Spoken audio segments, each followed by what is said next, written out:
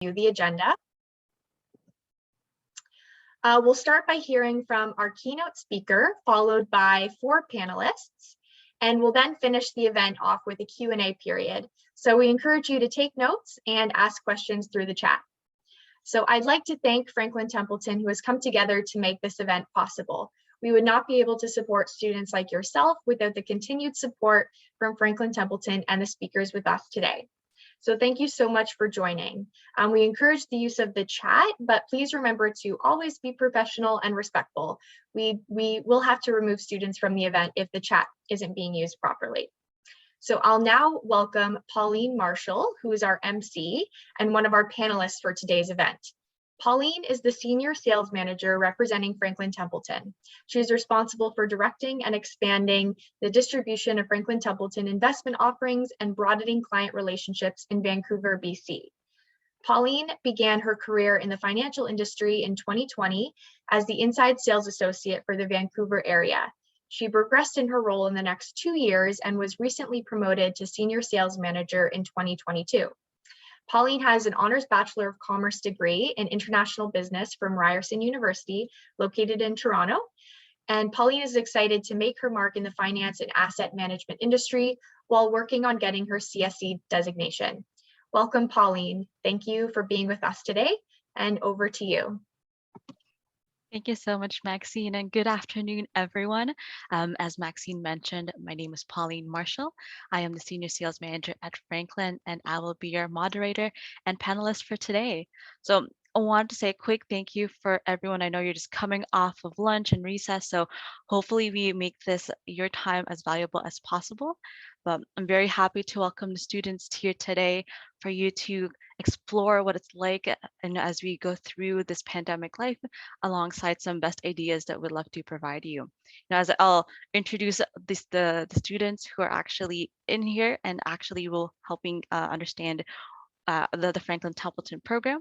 I'm very happy to welcome students from St. Edward Catholic Elementary School, Prince of Peace Catholic School, St. Sir Alexander Mackenzie Senior Public School, Kempfelt Bay School, St. Anthony Padua Elementary School, Academy of New Echo, Holy Child Catholic School, Norseman Junior Middle School, and Curtis Intermediate. And I see Mr. Schultz's class is actually here and present, so very happy to be here today.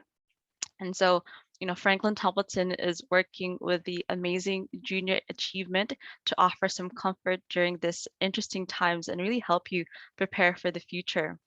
For students like you in grade 8, the past year has been a tough lesson as you work through virtual, in-person, and some of the interesting COVID mandates.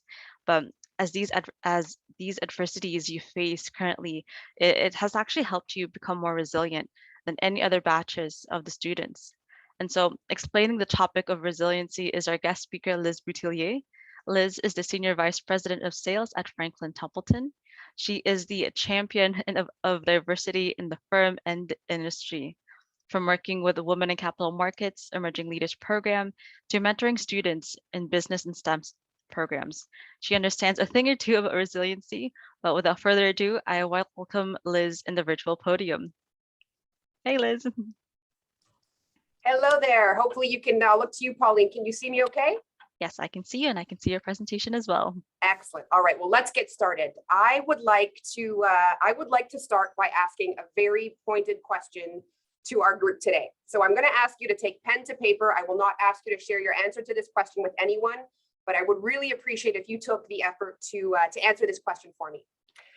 Would you be willing or committed to building a skill if this skill was a high predictor of your levels of success, your self-confidence, and your happiness? Would you be willing to put the work in today to work on this skill, knowing that it is very highly linked to your levels of happiness, self-confidence, and ultimately success? So put your answer down, pen to paper, because that is the topic of today's presentation. I wanted to talk to you today about the power and the skill of resiliency.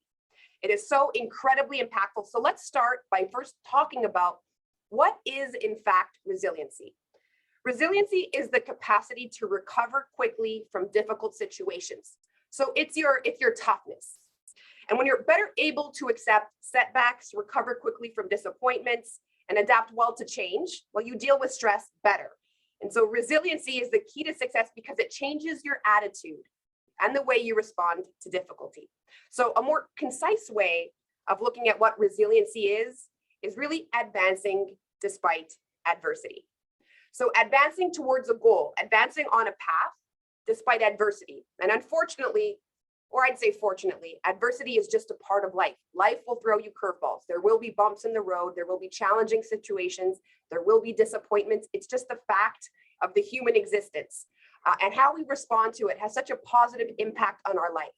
And so I want to talk about the adversity for a moment. Pauline touched upon the fact that you've had to undergo, over the course of this pandemic, some adversity. I mean, obviously, you've gone from in-classroom learning to a virtual environment, and now you're back, thankfully. You've proven over the course of the last 2 years just how adaptable you are. And so you are already resilient. And I'd argue you're more resilient than a lot of more recent generations. So you've already demonstrated you have this skill set. And what I would argue is you've already got it, you've got the foundation, and now is your time to build on the skill of resiliency, to build proactively, maybe more consciously around how to build this skill set. Because again, it will have very positive ripples over the course of the next few years and your lifetime. So let's talk about how we build the skill. And it starts off by just looking at the brain for a moment. And this won't be a quiz. We're not talking about anatomy or evolutionary science, but I wanted to talk about the brain because it explains a lot of the way we think. Your brain is an incredibly powerful supercomputer. In fact, our brains, as demonstrated most recently in research, is more powerful, or rather 30 times more powerful than the most powerful supercomputer that exists today. And we've made some tremendous evolution in technology with regards to supercomputers. So think about that, 30 times more powerful. And when we're born, we get a brain that certainly evolves over the course of our lifetime, but that brain is pre-programmed for certain tendencies. So we are born, all of us have this in common. The human existence has this in common. We are born with a certain degree of pre-programming. And I want to talk about that for a moment. That pre-programming came as a result of the evolutionary process. So if you think about the hundreds of thousands of years that we've evolved to become the people that we are, the humanity that we are today, it started with the brain that started evolving hundreds of thousands of years ago. And our existence as caveman and cavewomen was very different than our reality today. Back in the day, all we had to focus on was remaining safe. All we had to do was wake up, remain safe, scan our environments day in, day out, all day, every day. As we were looking for shelter and as we were looking for food, our brains were hardwired to focus on all the possible threats in our life. And that hardwiring is what allows us to view threats and then avoid them. So if we avoid them better, we're in better shape.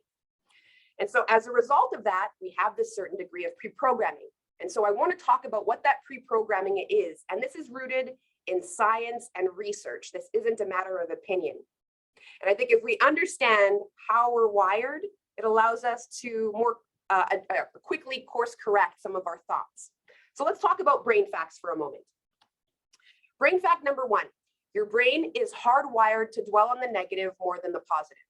So as I mentioned, through the course of hundreds of thousands of years, our brains were forged and wired to look for threat day in, day out.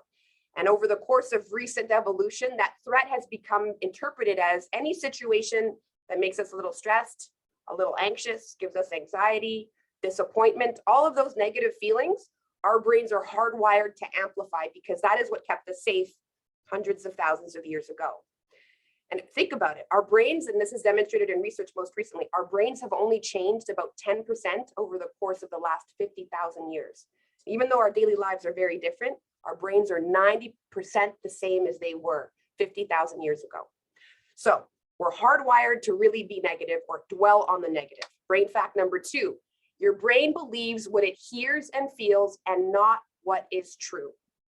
I'm going to say that again. It believes what it feels and hears not what it's true. Now, hears is something I want you to hone in on. We all have that voice in our head, and we're going to talk about that in a moment. but your brain believes what that voice says. I'll give you an example.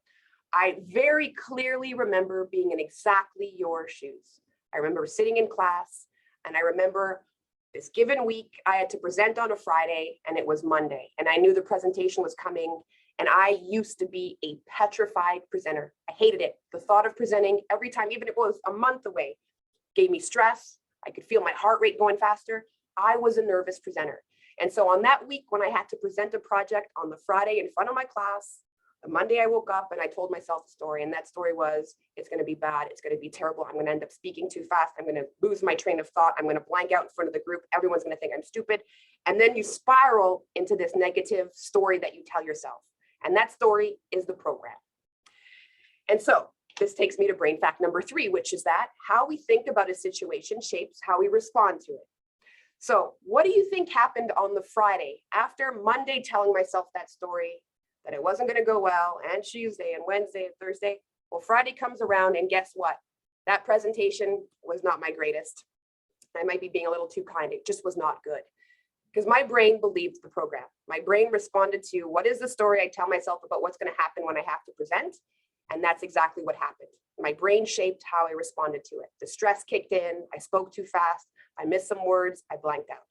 I psyched myself with a story that wasn't in fact true. And so this leads me to the first thing that we can do starting today in terms of how to more effectively build the skill of resilience is to be very hyper mindful and sensitive to the fact that what we say to ourselves about ourselves is incredibly important. Our brain is a supercomputer, and that voice in our head, we can control to a certain extent, and that is the programming. And I want you to remember something. Whenever we use self-talk, we are programming our mind, and we create a behavior pattern that will either allow us to succeed or cause us to fail. We have complete control over that. And something else I want you to remember is people will never rise above the expectations they have of themselves. And that expectation starts with what we say to ourselves about ourselves. So there's been a lot of research into that voice, the evolutionary reason why we have it, that internal dialogue. There's a lot of research and a lot of unknowns. But there are 2 things that have been understood and confirmed by researchers about that voice. And I want you to leave here remembering this. First off, that voice isn't you. That voice is a culmination of all the circuits in your brain that interpret your environment, your experiences, your childhood, and so on and so forth. Very complex, but that voice isn't you. And the second thing I want you to remember, rooted in science, not opinion, is that voice tends to lie a lot. And when I say the term lie, what I mean is it's not an objective voice. It does not see things as they are. It sees things through a negative lens. And I say this because if you do not course correct on those thoughts, if you do not hear that negative sentiment going on and try and shift the negative to something more neutral and hopefully something more positive, well, then your brain starts to dwell on it and it starts to get more power. And I want to talk about the power of thought for a moment. I'll give you 2 examples, one for the negative and one for the positive. Now let's start with the negative. But first off, I'll start by sharing. This comes out of research, a school, Georgetown University, very highly regarded in the realm of psychology and research there. And there's a professor that demonstrated that negative thoughts can skew the outcome of any situation to the degree of 40 to 70%. Now, let me tell you what I mean by that. This is a true life story. Refrigerator repairman was called in to fix the back of a truck. This truck delivers produce to grocery stores. And so that truck had a refrigerated compartment in the back. The thermostat's broken. They call in the repairman. He comes in, leaves his phone in his vehicle, brings a notepad, paper, and all of his tools to fix the thermostat. He goes into the back of this truck. The door slams too aggressively behind him, so he's stuck in a refrigerated compartment with no phone. Fast forward 10 hours later. Unfortunately, he passed away of hypothermia, which is being too cold, freezing to death, essentially. Now, I hate to have to share a Debbie Downer story, but I share this because it's important around understanding how important our thoughts are. Because over the course of those 10 hours, he wrote down what he was thinking. It started with, I'm cold, I don't know if anyone's going to find me. And it progressed through, I can't take it anymore, my body's giving out, I can't do it, and he passed away. That's the power of negative thought. Literally, it has a physical response on your body, as does stress. Now for the positive. For the people that make a very conscious effort to redirect negative thoughts into being more positive, they've demonstrated that you have less markers for stress, because stress is essentially a chemical influx of these chemicals that cause all the anxiety we feel when we're stressed. People respond better post-surgery, experience less pain post-surgery, have higher grades, and the list goes on. And again, this is all rooted in research and science. And so really actively building the skill of having a positive inner dialogue and a positive outward look at the world has tremendously positive ripple effects over the course of your life. And you can never be too young or too old to start actively working on this ability. So we talked about positive self-talk. Here are a few other things that you can do to build the skill of resilience. First off, it starts with building the skill of self-confidence. And you'll see that I highlighted skill there because I wanted to emphasize, I did not realize, quite frankly, when I was your age, that confidence was a skill. I thought some people are born with it and some people didn't. And it's unfortunate because I thought I don't have it, and that's too bad. And I've later come to appreciate self-confidence is like any other skill, just like coding. You want to code, you're not born as a coder. You've got to put the time and the work in to being able to do that skill effectively. And so you have a choice every day. You can raise your hand in class when a teacher asks a question, and very nature of taking action to raise your hand, even if you don't have guarantee of success, is in fact a confidence building activity. And I say that because taking action is the only thing you need to do to build confidence.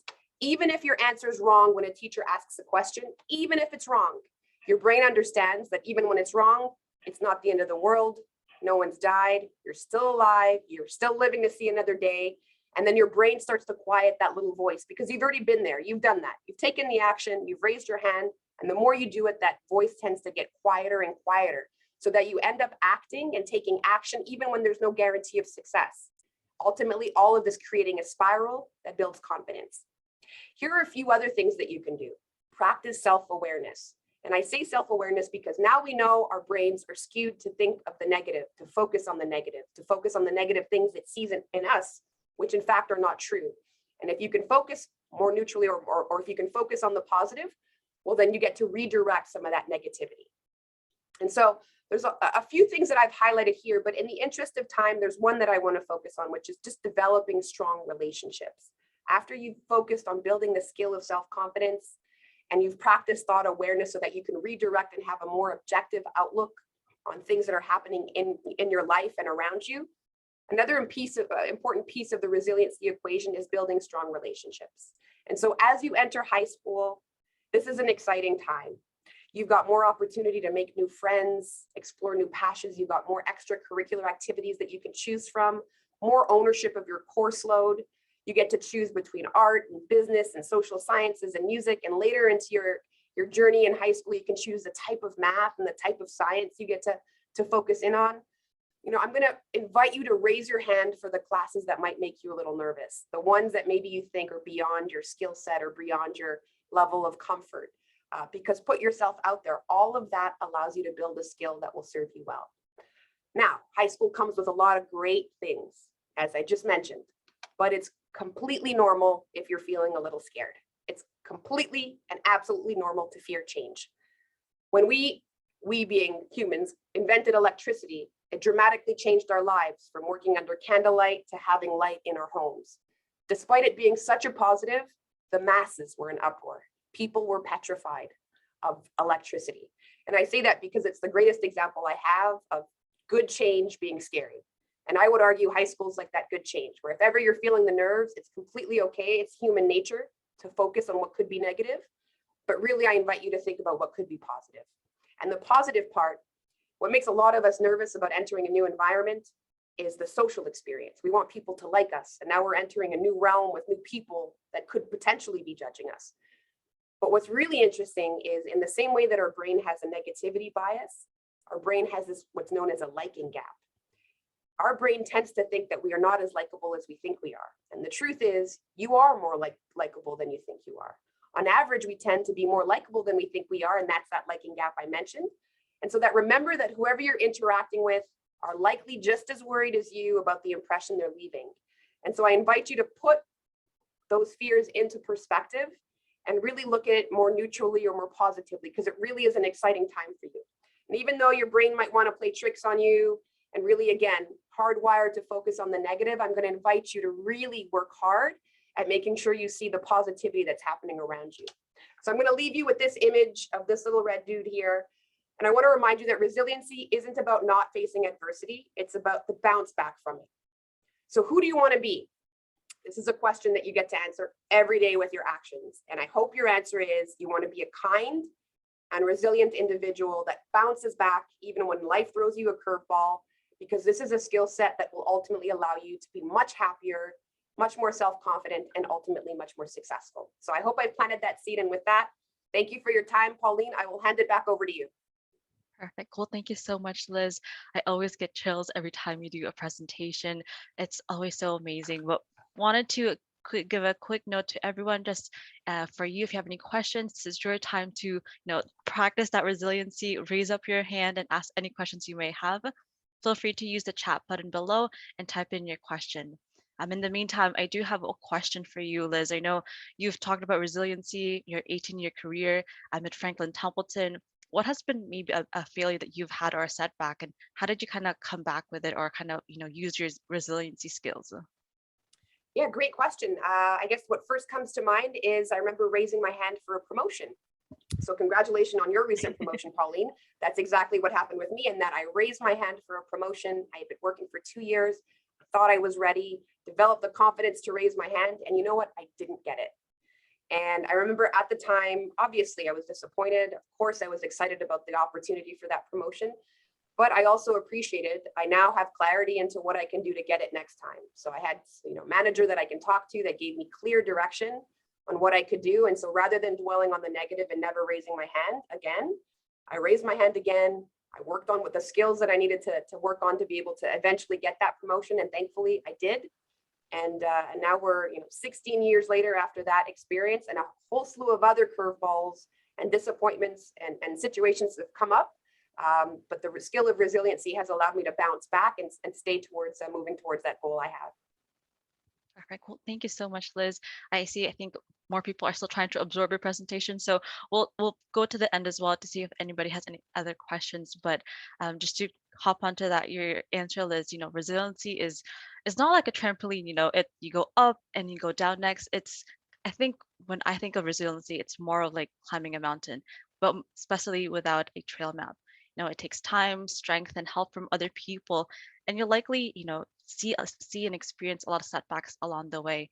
But eventually, when you reach the top and you look back of how far you've come, you see it's definitely made you stronger. I'm still working on my mountain, but this presentation has allowed me to kind of stop as well, look back, and see how far I've come and the progress that I've made. As we transition into our panelist session, I love to highlight my journey from a student to a sales manager. Initially at the base of my mountain, I thought, this is the path that I want to be. I wanted to be an accountant. My mom was an accountant. My sisters were accountants. And so right from the get-go, when I was at your age, I thought, okay, I'm going to be an accountant. I'm going to go and follow their path. And as I went through elementary and high school, I did take the courses of your business classes, your accounting classes, your finance classes. But one thing that really helped me open up my mind and really change my perspective was the specialist high skills major that my high school offered. And basically, this program was kind of like co-op, allowing students like myself in high school do a little bit of experiencing of what it's like to be an accountant. And so half the period, half of my classes was dedicated to being an accountant, and the rest I would take my classes. And so when I was able to take that opportunity and kind of explore what it was like to be an accountant, I realized that maybe accounting wasn't meant for me. I had a moment to kind of pause in my climb in the mountain and see, what, this trail map that I have in my head, it's not leading me to where I want. And so I had to take a pause and kind of re-strategize what I wanted to do. But the one good thing that I did realize was that I didn't like accounting, and it's something that I can pivot towards. And so I urge you as well to kind of explore different paths within your area. So not necessarily going out doing co-op, getting jobs as well. I think grade 8 is still too young, but I think, as you grow older, you can ask your family, you can ask your friends, you can ask your aunts and uncles and what they do, and kind of pick their brain a little bit. Ask them what they're doing, and do you envision yourself doing something like that? It was only after high school when I took a job at Hudson's Bay as a sales associate when I realized that I like talking to people. When I'm at the cashier and someone asks me they're looking for the next prom dress, and they're asking me, what does the style look like? Does it look good for them? And finding a solution to kind of help with what they're looking for, it gave me joy, and it kind of had a little light bulb moment from my side of understanding, hey, maybe I like sales, I like doing this.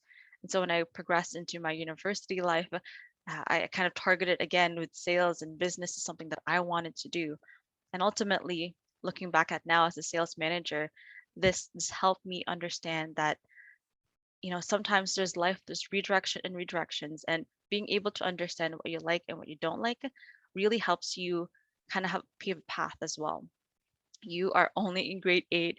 You don't need to have and to know everything at the moment. In grade 8, I thought I was going to be an accountant, but it definitely gives you a chance to take a pause, to kind of redirect what you're looking for and explore different ideas. And so looking back at now, I know that being able to redirect myself into sales has helped me and ultimately helped me land where I am today as a sales manager.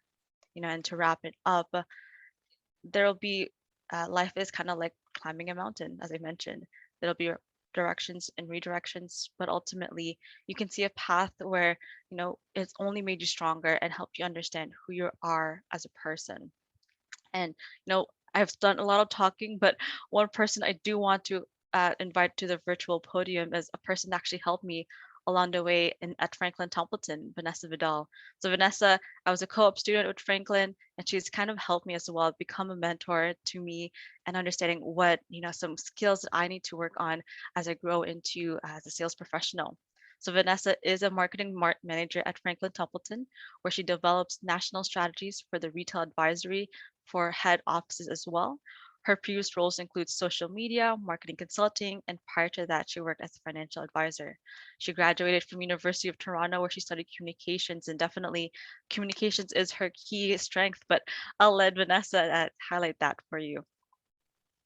Thanks so much, Pauline, and it's been such a pleasure to see you advance at Franklin Templeton.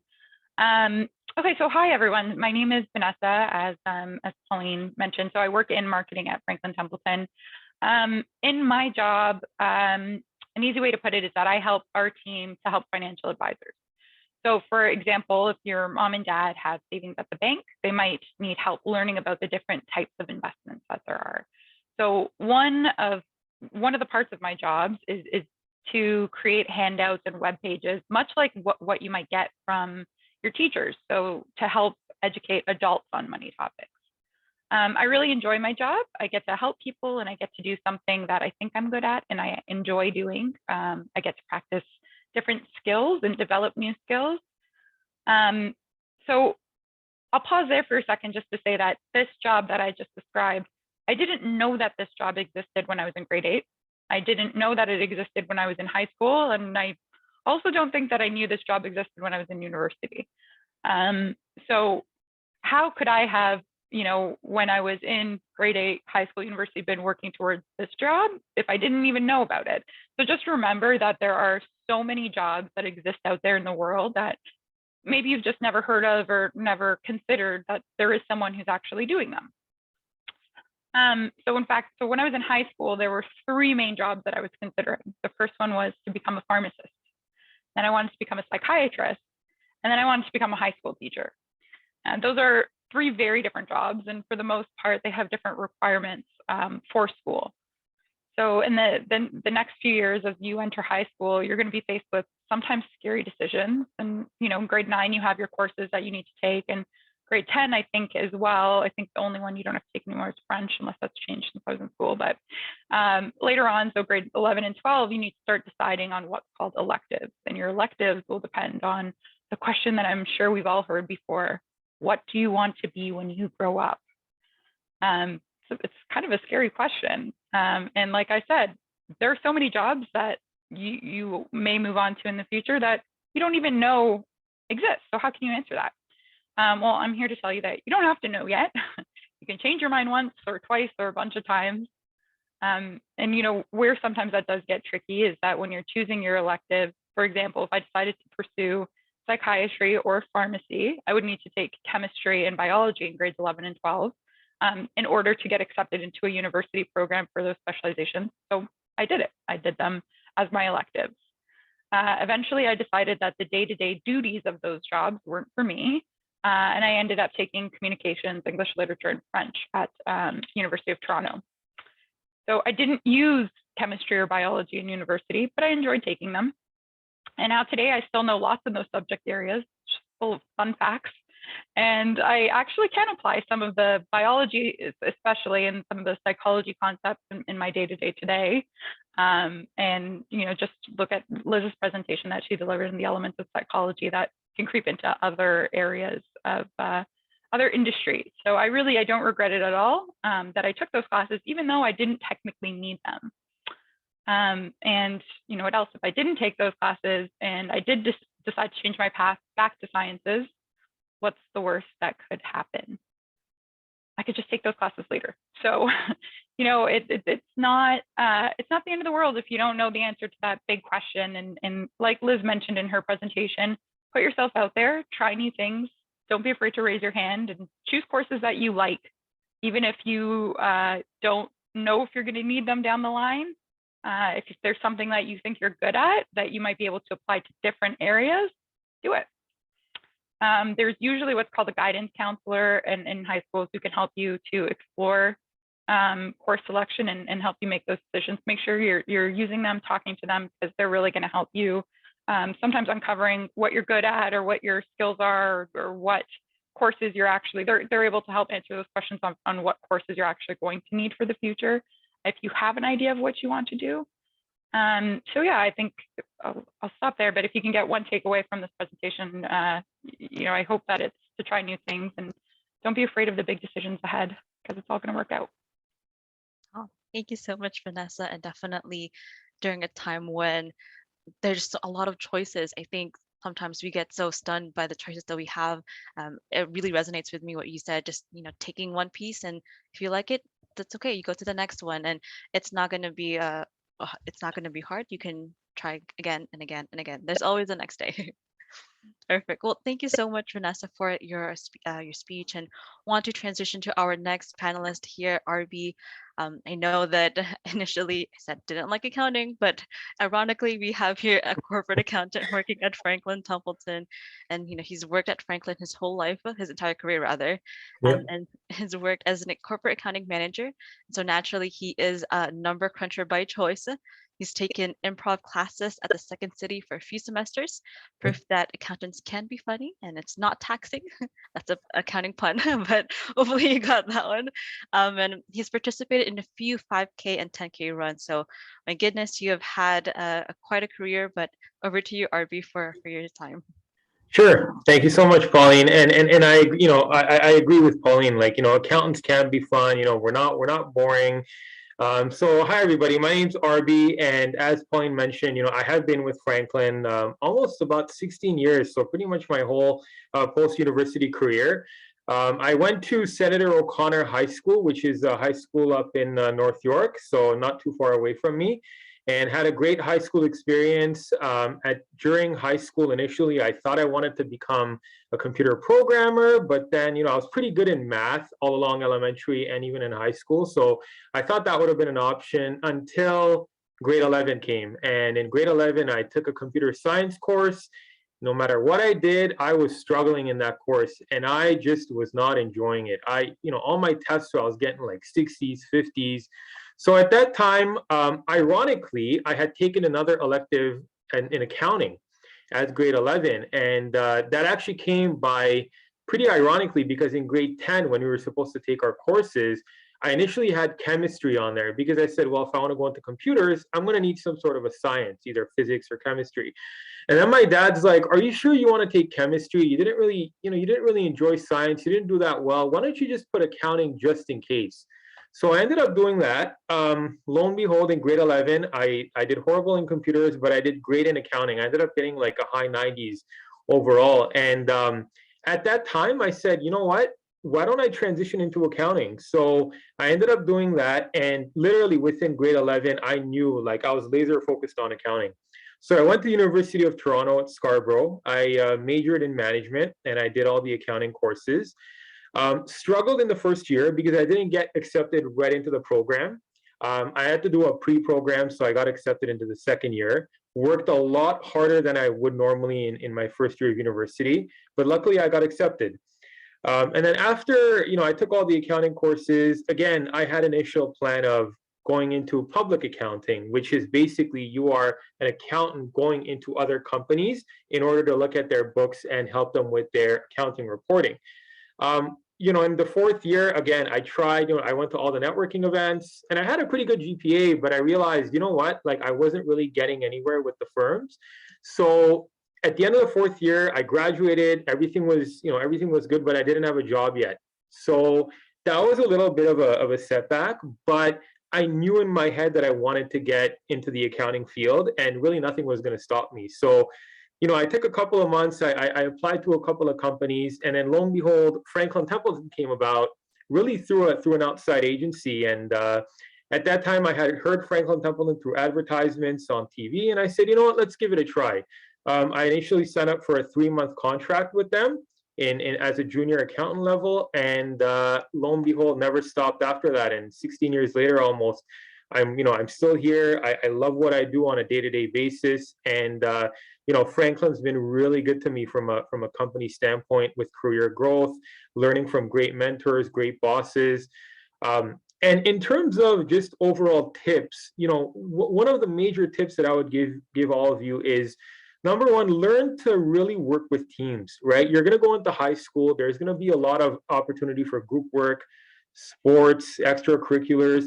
Take the time and really learn and really experience that team effort, because even in accounting, I mean, again, I look at numbers all day, but a lot of my work revolves around working with other people from other departments. Secondly, talk to people, talk to your parents, your siblings, maybe your older uncles and aunts, see what they do and learn about them, and maybe see if you can go and sit with their company, or maybe see if you can go and sit with them and see what they do. All of this will broaden your career interests. And thirdly, one of the things that I would highly advise is just, again, get used to change, right? You're going to go into high school. It's going to be a brand new experience. And then after high school, you're going to go into college, university, or trade school, whatever you decide to do. So for the next 10 years of your life, there's always going to be something to look forward to and something to change. Because once you finish, the graduate school, university, you're still going to end up learning, but you're going to be working after that. So enjoy the process. And remember, you're always going to have great help through your teachers, mentors, guidance counselors, and just, again, enjoy the ride. So that's pretty much it for me. Hopefully you guys took a couple of tidbits, and again, we'll move on to the next panelist.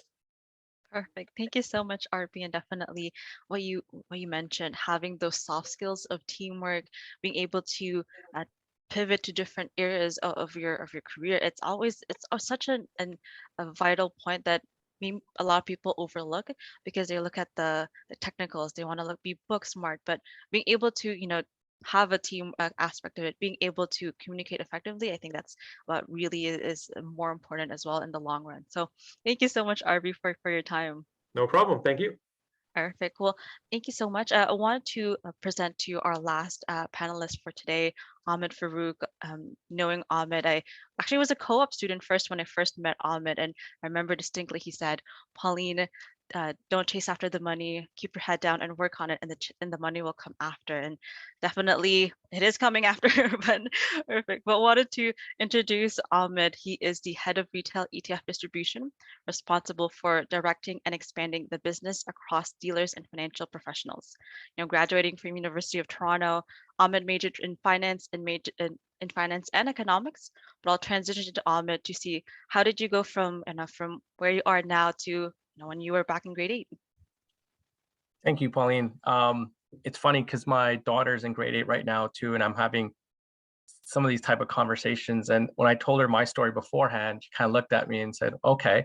But when I told her this, it was that I had two dreams that I really wanted to pursue after grade 8, just thinking about all things I wanted to do. And as a young boy playing a lot of sports, I want to be an athlete. And who doesn't want to be an athlete at an age you see the fame, the money, the ability to travel, and all the funny things and all the fun things that come with it. So the Toronto Raptors just came to Toronto.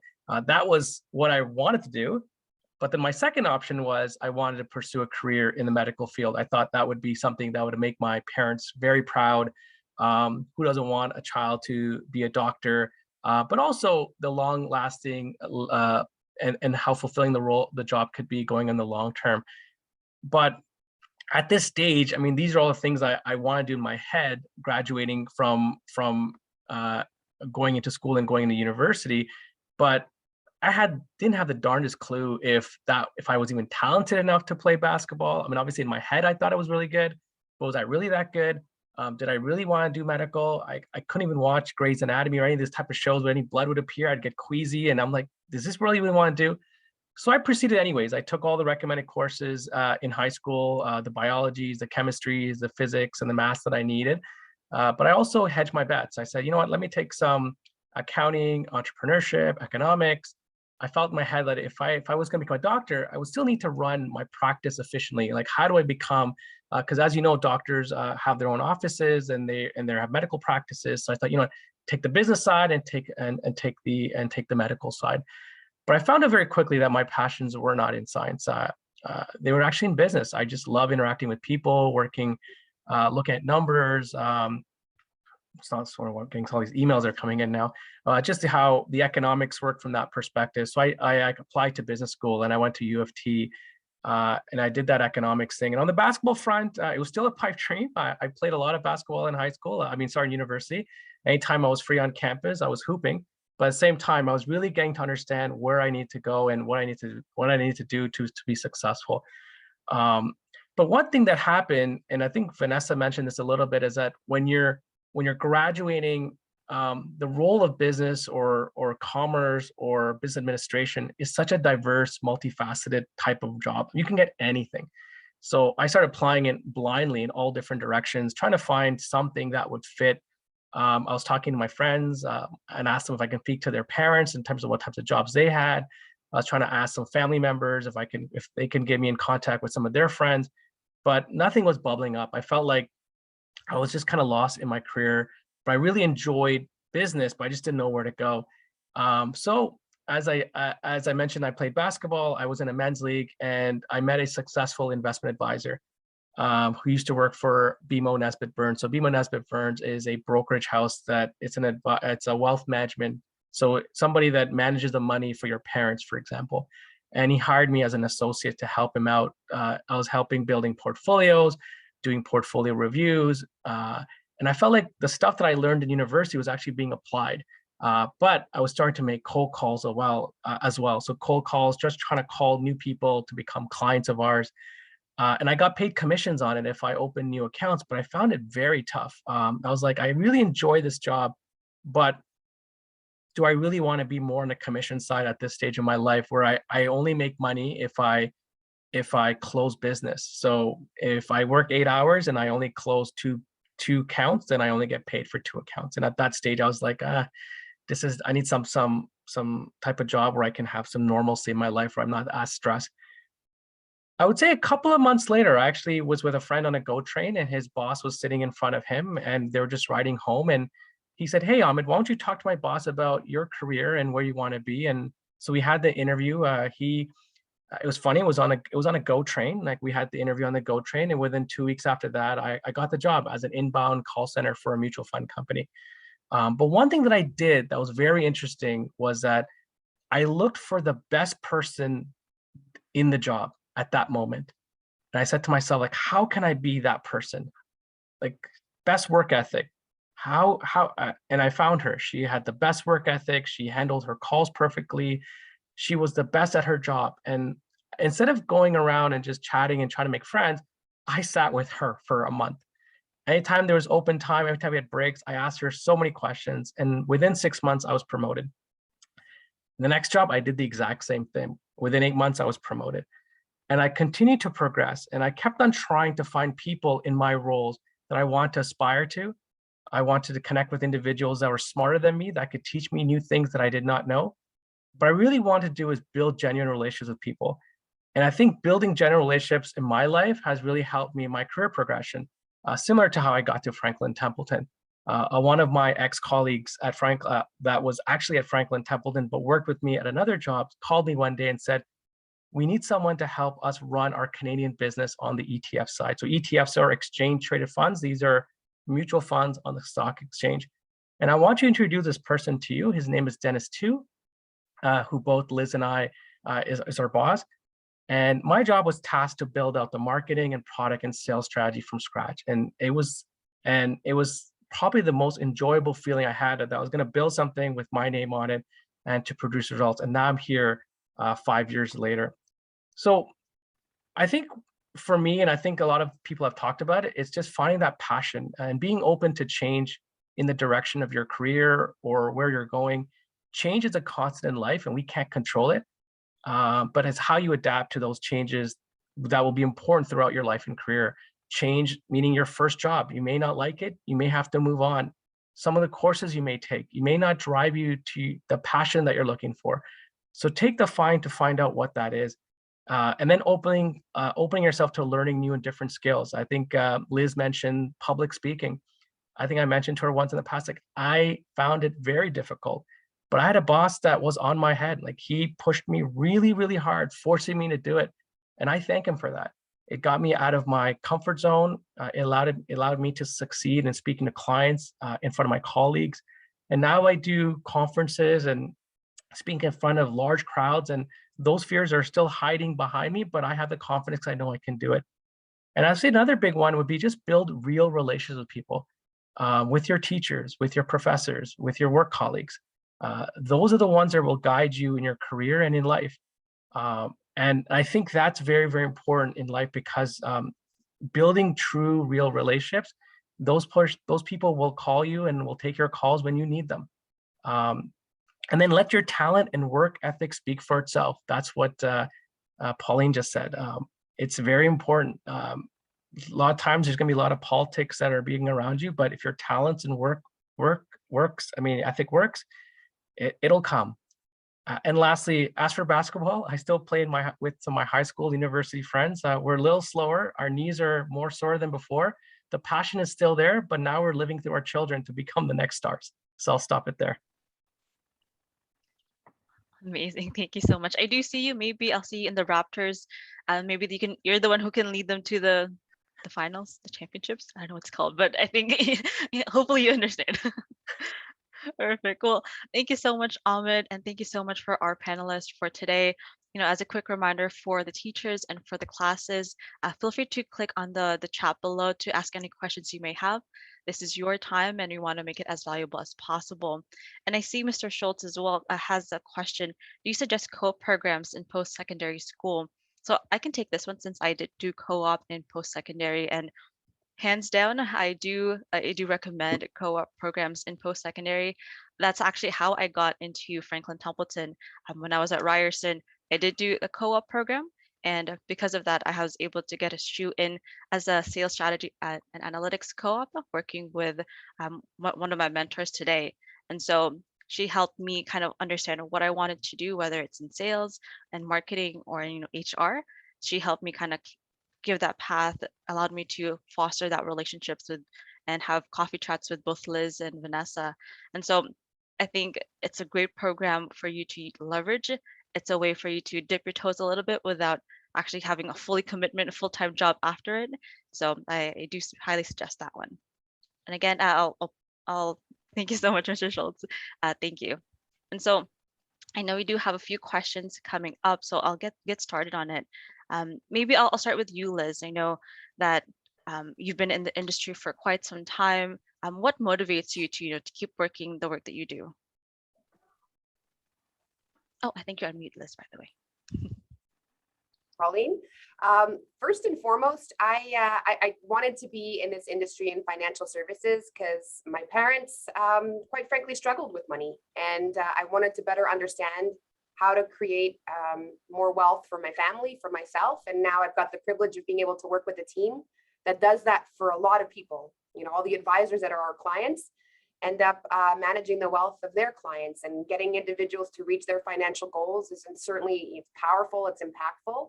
And I think it's really, really important that we understand financial literacy. So I'll plant the seed for that, understand you know, how to be able to be able to navigate, you know, your financial situation, because it really does have a positive impact on your life if you've got a clear vision and some goals to work towards. It's the first, I guess, motivation. And secondly, I've got a phenomenal team that I get to work with. So every day, I just love the people that I work with. And so being able to work with them as they pursue their career goals is certainly inspiring as a leader.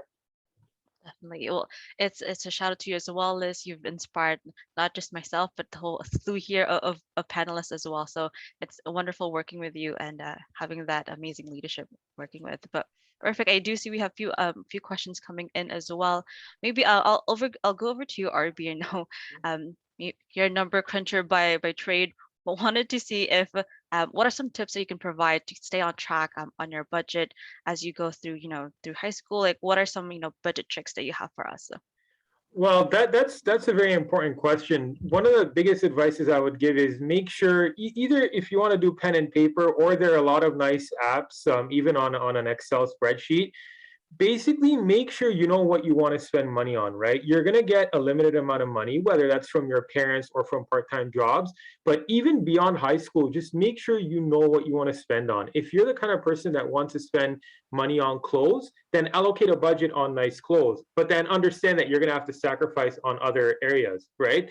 So and it's always going to be a work in progress. You're never going to nail the budget totally, but just know how you want to spend that money. What are your goals on that? So that would be my main tip. Definitely. Maybe I'll actually pull you aside later. I've been spending too much during this pandemic. I need to kind of budget myself as well. So yep. I'll work with you on that one. The add to cart is tempting, right? Online, especially now, right? So it is. Plus, like, so many gift cards as well. So I need to stop, but that's another topic. Perfect. And as well, I do see another one coming in. Maybe Ahmed, I'll take this one to you. If you could give yourself like one piece of advice, I know you've mentioned basketball, you've mentioned, having those soft skills as well. If one piece of advice, grade 8, what would you want it to be, or what would you want your daughter to kind of take away from your speech today? I think not to be scared of just trying something new. I think that's the biggest thing. It's that we all have, I think Liz kind of hit on the head in the beginning, was that we always have these preconceived notions in our brain that says, oh, I can't do that.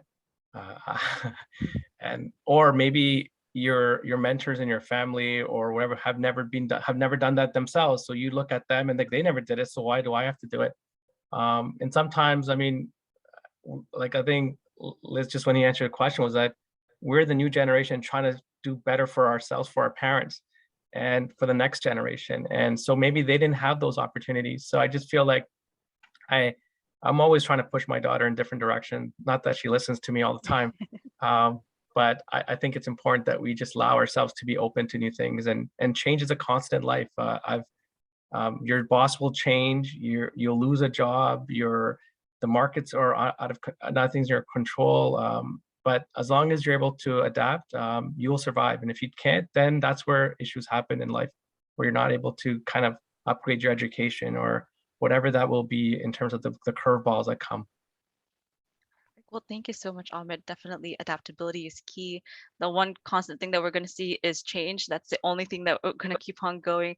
But perfect. And maybe I do see we are coming up to the hour.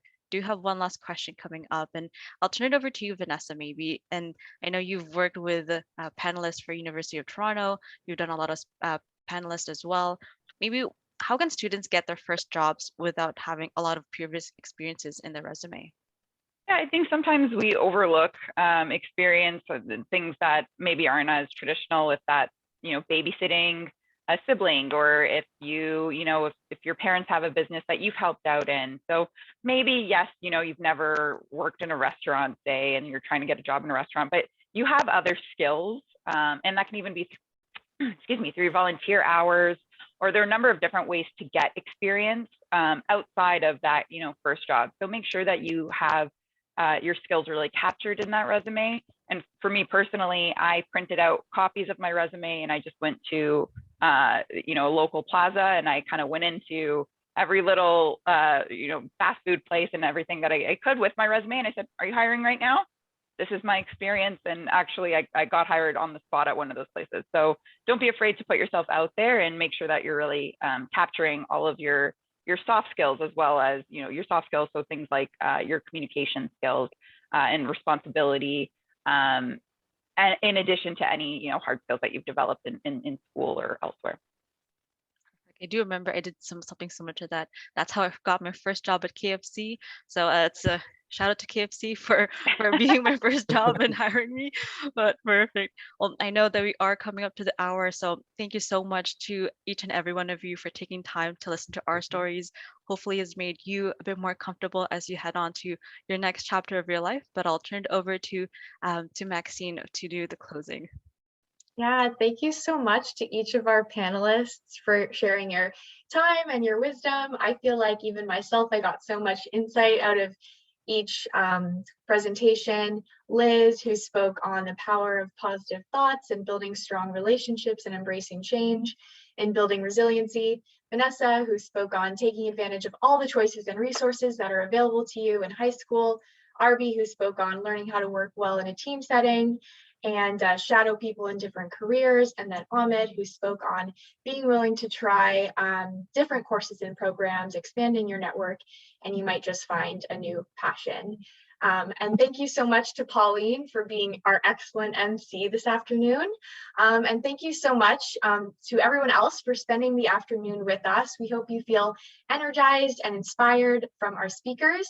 We're so fortunate to have each of you join today's event and share a glimpse of your exciting, varied career journeys with us, your stories of how you've continued to learn, found mentors to help you, been open to change, and in doing so, found success and enjoyment in your meaningful careers, which is really inspiring.